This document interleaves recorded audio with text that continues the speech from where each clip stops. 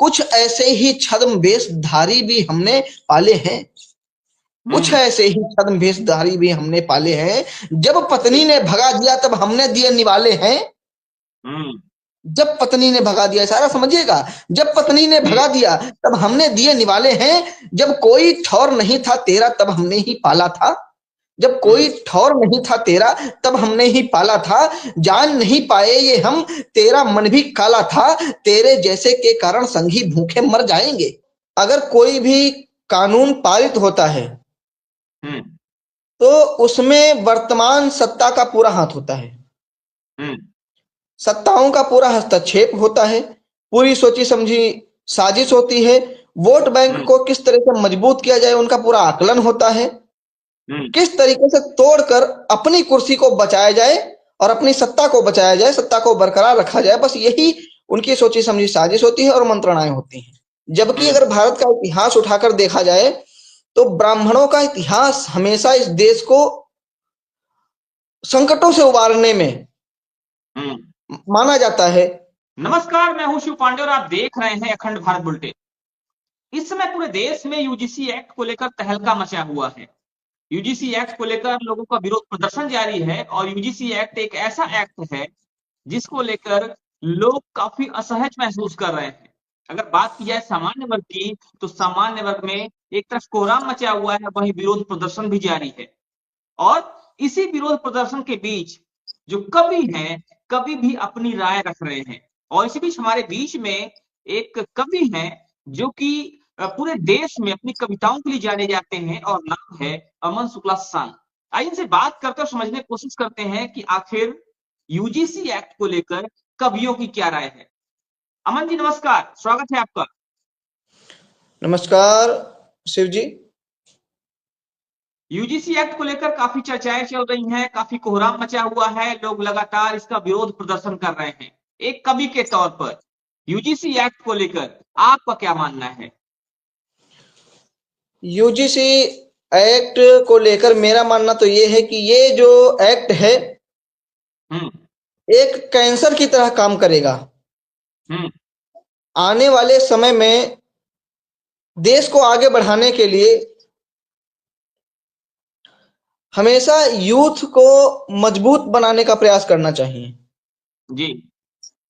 लेकिन इस तरह के कानून लाकर सरकार कहीं ना कहीं यूथ को कमजोर करने का प्रयास करती है। देश के सरकार कह विकास रही है, जी सरकार तो कह रही है कि जो यूथ हैं, जो यूनिवर्सिटीज में पढ़ने वाले हैं, उनके खिलाफ जो भेदभाव हो रहा है, उस भेदभाव को लेकर ये कानून बनाया गया है। क्या कहेंगे इस पे? मैं तो ये कहना चाहूंगा कि भेदभाव किसी जाति विशेष के साथ में नहीं होता है। भेदभाव किसी के साथ में हो सकता है और भेदभाव कोई भी कर सकता है। कानून बनाते समय हमेशा सरकार को इस बात का ध्यान रखना चाहिए कि उसका दुरुपयोग किस किस तरह से हो सकता है। जी। सिर्फ जातिगत विचारधाराओं को या जातिगत अवधारणाओं को ध्यान में रखकर अगर आप कोई कानून बनाते हैं तो मैं मानता हूं कि ये देश के विभाजन का कारण बनेगा। देश में गृह युद्ध जैसी स्थितियां जो है उपस्थित करेगा। मेरा तो यही मानना है और शायद इसके साइड इफेक्ट भी यही है। आप अभी सोशल मीडिया पर जाके देख लीजिए किस तरह से ब्राह्मणों को, क्षत्रियों को, वैश्यों को गालियां दी जा रही हैं कि इनको भगा दिया जाएगा, ब्राह्मण भारत छोड़ो, ब्राह्मण भारत के नहीं है। जबकि अगर भारत का इतिहास उठाकर देखा जाए तो ब्राह्मणों का इतिहास हमेशा इस देश को संकटों से उबारने में माना जाता है और प्राय देखने को मिल जाता है, चाहे वो क्षत्रियों को साथ देकर देने में हो, चाहे वो ज्ञान को आगे बढ़ाने में हो। मतलब हर तरीके से अगर देखा जाए तो ब्राह्मणों का पूरा योगदान रहा है, क्षत्रियों का पूरा योगदान रहा है, आपस में मिलकर चलते हैं। किसको इसका जिम्मेदार मानते हैं ये कानून आया है? इस कानून को किसको जिम्मेदार मानते हैं कानून को लाने के लिए? और जो आप साइड इफेक्ट की बात कर रहे थे भी, तो भविष्य में क्या साइड इफेक्ट्स देखने को मिल सकते हैं इसके? जाहिर सी बात हो, अगर कोई भी कानून पारित होता है तो उसमें वर्तमान सत्ता का पूरा हाथ होता है, सत्ताओं का पूरा हस्तक्षेप होता है, पूरी सोची समझी साजिश होती है, वोट बैंक को किस तरह से मजबूत किया जाए उनका पूरा आकलन होता है, किस तरीके से तोड़कर अपनी कुर्सी को बचाया जाए और अपनी सत्ता को बचाया जाए, सत्ता को बरकरार रखा जाए, बस यही उनकी सोची समझी साजिश होती है और मंत्रणाएं होती हैं।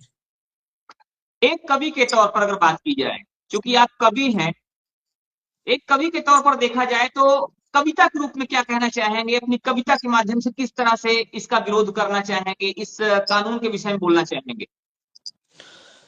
कवि जब कविता लिखता है तो वो किसी ना तो पार्टी विशेष का होता है, ना ही किसी व्यक्ति विशेष का होता है।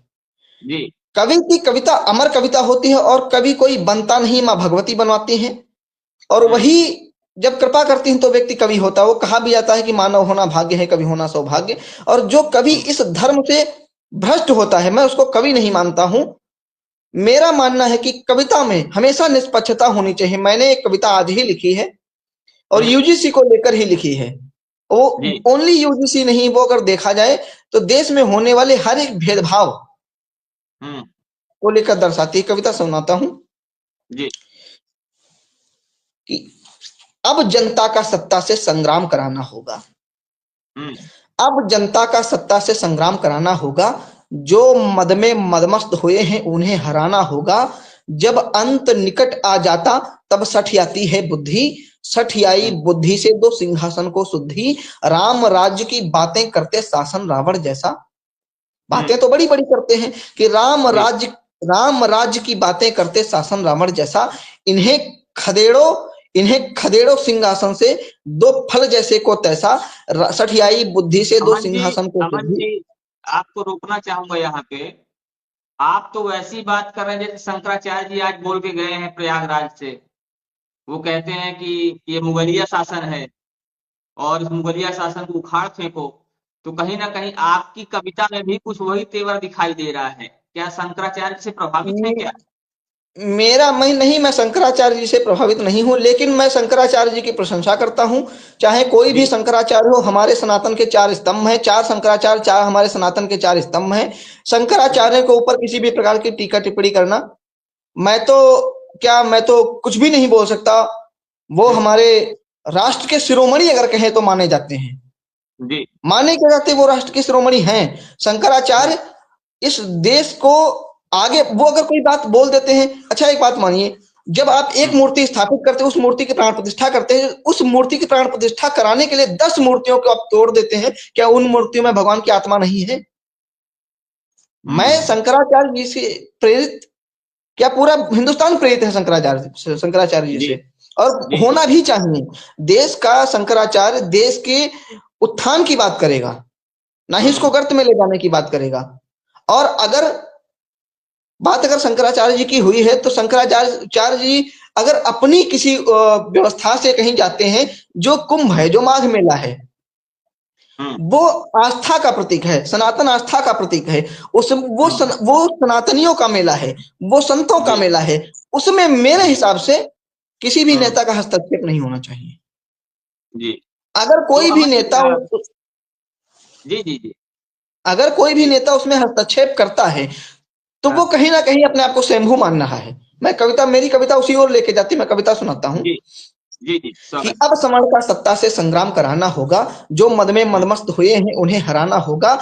जब अंत निकट आ जाता तब सठियाती है बुद्धि, सठियाई बुद्धि से दो सिंहासन को शुद्धि। राम राज्य की बातें करते शासन रावण जैसा, इन्हें खदेड़ो सिंहासन से दो फल जैसे को तैसा। जो केवल कुर्सी की खातिर भेदभाव फैलाए, जातिवाद की माचिस से जो घर में आग लगाए, जातिवाद की माचिस से जो घर में आग लगाए। चाल भेड़िए जैसी जिसकी बुद्धि लोमड़ी सी चातुर हो, चाल भेड़िए जैसी जिसकी बुद्धि लोमड़ी सी चातुर हो। जो खुद में ही आप स्वयंभू बन जाने को आतुर हो, जो खुद में ही आप स्वयंभू बन जाने को आतुर हो। वो बोलो संतों का सम्मान कहाँ कर पाएगा, वो बोलो संतों का सम्मान कहाँ कर पाएगा। जब मंदिर में जाएगा तो खुद पंडित बन जाएगा। वो खुद में ही जो खुद में ही आप स्वयंभू बन जाने को आतुर हो, वो बोलो संतों का सम्मान कहाँ कर पाएगा। जब मंदिर में जाएगा तब खुद पंडित बन जाएगा। कुछ ऐसे ही छद्म वेशधारी भी हमने पाले हैं, कुछ ऐसे ही छद्म वेशधारी भी हमने पाले हैं। जब पत्नी ने भगा दिया तब हमने दिए निवाले हैं। जब पत्नी ने भगा दिया, सारा समझिएगा, जब पत्नी ने भगा दिया तब हमने दिए निवाले हैं। जब कोई ठौर नहीं था तेरा तब हमने ही पाला था। जब कोई ठौर नहीं था तेरा तब हमने ही पाला था। जान नहीं पाए ये हम तेरा मन भी काला था। तेरे जैसे के कारण संगी भूखे मर जाएंगे। तेरे जैसे के कारण संगी भूखे मर जाएंगे। तेरे जैसे के कारण संगी भूखे मर जाएंगे। घर तो पहले छोड़ चुके हैं कहाँ निवाला पाएंगे। घर तो पहले छोड़ चुके हैं कहाँ निवाला पाएंगे। तेरे जैसे के कारण संगी भूखे मर जाएंगे। घर तो पहले छोड़ चुके हैं कहाँ निवाला पाएंगे। किसने हक दे डाला तुमको अपमान करो पंथों का। किसने हक दे डाला तुमको अपमान करो संतों का। क्या तुमको गद्दी पर हमने इसीलिए भेजा था। क्या तुमको गद्दी पर हमने इसीलिए भेजा था। तुम भारत कल्याण करोगे हमने सपना देखा था। तुमने गाढ़ी कालिक फेंकी है त्यागों के गाथे पर। तुम गहरा कलंक हो गए भारत माँ के माथे पर। जुमले गाए खूब मगर काम नहीं हो पाया। ना ही काला धन आया ना लोकपाल बिल आया। सोना ऊपर जाता है पर रुपया गिरता जाता। सोना ऊपर जाता है पर रुपया गिरता जाता। सोना ऊपर जाता है पर रुपया गिरता जाता। स्विस बैंक में सबसे ज्यादा नेताओं का खाता। सोना ऊपर जाता है पर रुपया गिरता जाता। स्विस बैंक में सबसे ज्यादा नेताओं का खाता। जो धर्म ध्वजा को सत्ता के तले रौंदना चाहे सपने पूरे ना होंगे चाहे जितनी भर लो आहें। अब तो जागो सोए हिंदू। हिंदुओं के जागने की बात करता हूं कि अब तो जागो सोए हिंदू नया प्रधान ले आओ। अब तो जागो सोए हिंदू। अब तो जागो सोए हिंदू नया प्रधान ले आओ। अब की अपने बहुमत से इसको मार भगाओ।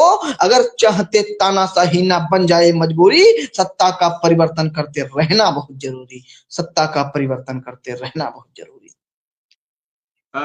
आपके कविताओं में काफी आक्रोश दिख रहा है और तेवर भी काफी ज्यादा गर्म दिख रहे हैं और कहीं ना कहीं आपका इशारा भी बड़ी ही सटीकता से एक तरफ जा रहा है। बिना नाम लिए हुए अगर बात की जाए यहाँ पे तो मुझे लगता है कि उचित रहेगा ये।